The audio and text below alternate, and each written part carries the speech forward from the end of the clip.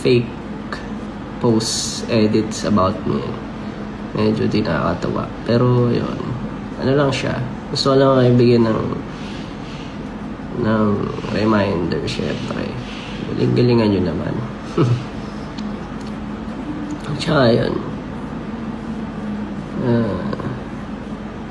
Hindi na magtatagal.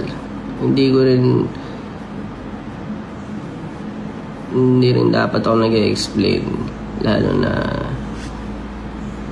dyan sa buong community. And dapat para kay Ato lang yun eh. Dahil sinabi ko na lang, requirement pala dapat maging kamukha mo. Medyo di kasi nakakatawa. Siyempre yung ano mo siya eh. Kumaga ako nga, di ko naman ninominate yung sarili ko. Sabi ko, hindi ko rin naman tingin ko rin naman, di ko naman deserve yun. Kumbaga ako mismo nagulat. I mean, pareho tayo kahit nga pag-share nung ano. Pero syempre pinaghirapan niyo yun, yung mga nag-vote din. Although hindi naman siya voting, di ba? 70% is still the juries. Dapat doon sila nagreklamo unang-una.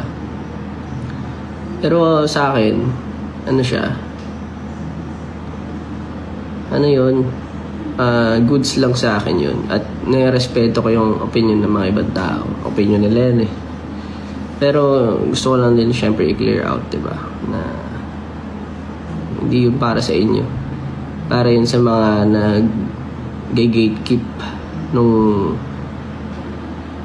craft art yan eh. Form of art. Ano ba ang hip-hop, diba?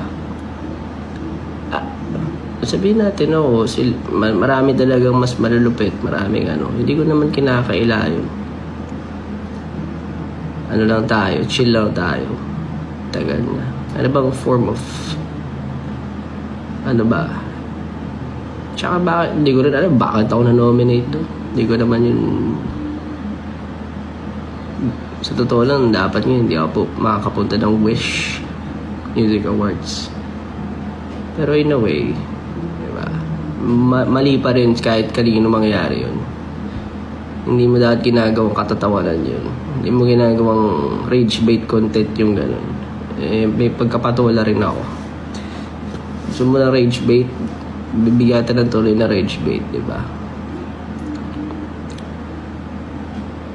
And nag-sorry na naman siya. Ako, to be honest, goods na sa akin yun. Hindi naman ako masama eh. Naiintindihan ako naman yung mga gano'n nagkakamali din. At least dinilit niya, gano'n. Pero sa akin, ano mong gawin sa iba? Lalo na, ikaw na mismo nagsabi, passion nila yan eh. Dito ka para mang-inspire ng tao.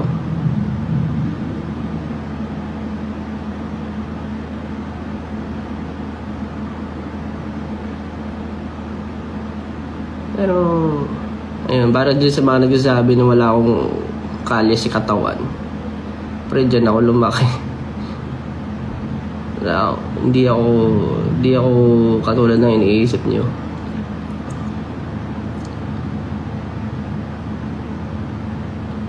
Gusto ko lang, mga minsan kasi na may misinterpret kapag ano pa eh.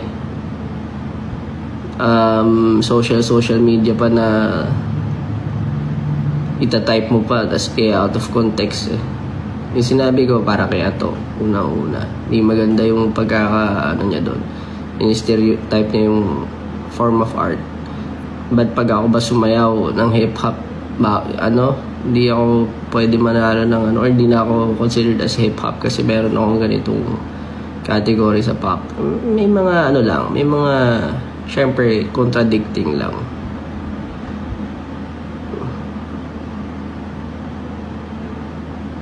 Idol ko lahat yun at nirespeto ko lahat ng nasa community. Kahit nga sila sang-ayon, di ba? Pero syempre, naiintindihan ko yung mga hindi sang-ayon. Kaya chill lang. Huwag nyo yan,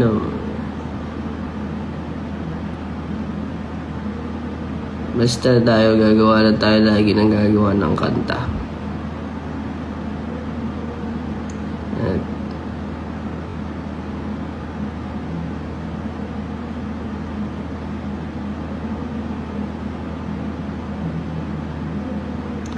mga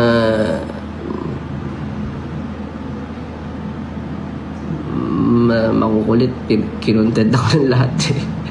To be honest, kahit ako natatawa sa ibang contents nyo, pero pati yung mga fake tweets na N-word, hindi cool yan, bro. Walang ganun.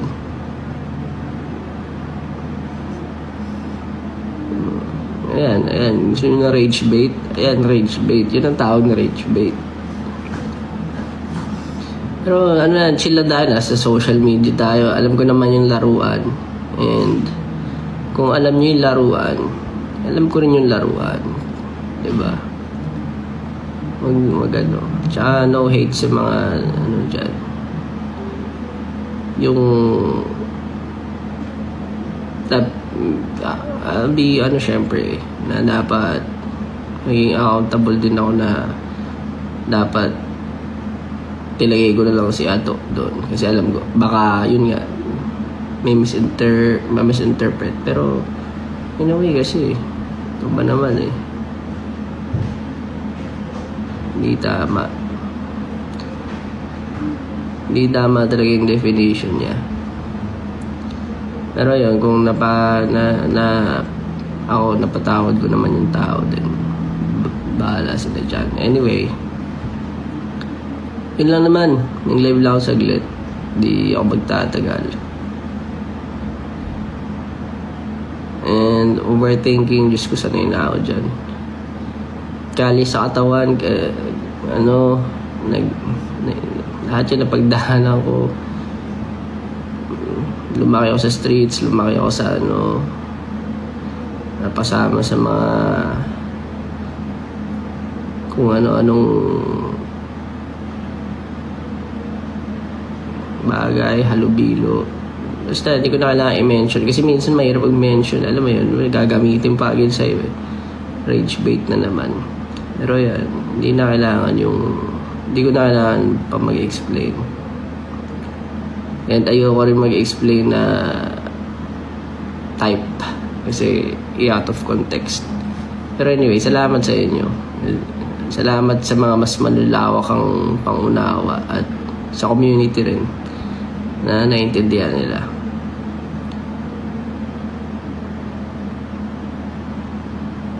Yun, chill lang. Gawa na lang tayo ng musika. Kung ano man yung nialaman ng damdamin nyo, sulat nyo na lang. Pero yun, para sa mga nasa hub, salamat. And para sa mga wala, salamat din. Para sa mga patuloy na nandyan, chill lang kayo. Kasi kayo yung na apektuhan. Marami tayong baon. Pero yan, thank you so much. Hindi ako magtatagal.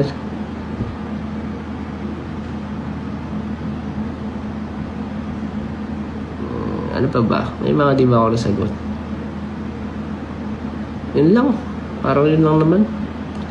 Yun, yung award, emphasize ko lang, di ko gustong makuha yan. Di ko rin alam paano ako nandun. Unang-una, di ko reclaim na although hindi nyo dapat i-gatekeep. Yun, siguro. Para sa lahat yan.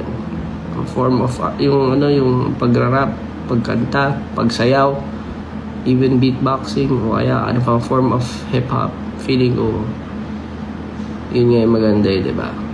Yung, syempre, yung kultura, matagal na nandyan.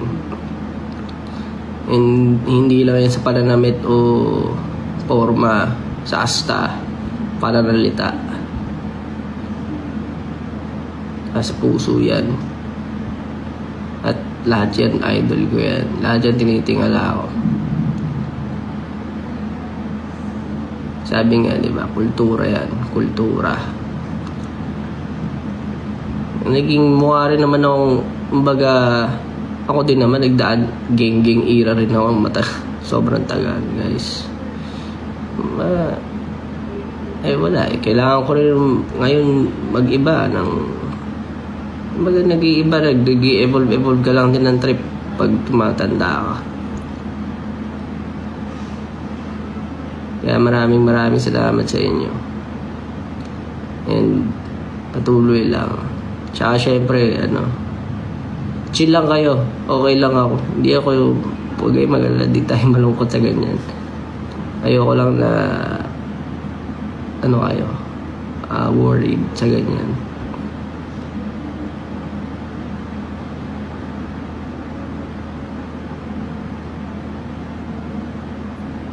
Yun. Thank you. Good night.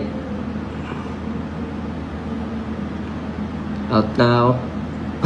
May lipstick pa, pucha. Bye. Good night mga par.